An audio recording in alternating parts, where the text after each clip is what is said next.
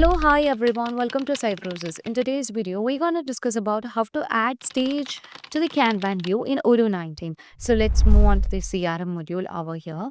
And you can see that a new compact design to add the stage has been added to the Kanban view, improving the utilizations of the screen width. So here you can find different stages. Now, if you want to add a new stage here, you can find the improvement. You can simply click on here and this would allow you to add this stage. So we can say this is cancelled stage and you can provide it over here. So as I just want to add this stage into my pipeline, I'll be choosing the tick and you can see that it's been added over here. Now, upon clicking on the cross button, you can see it's been just neglected from the UI.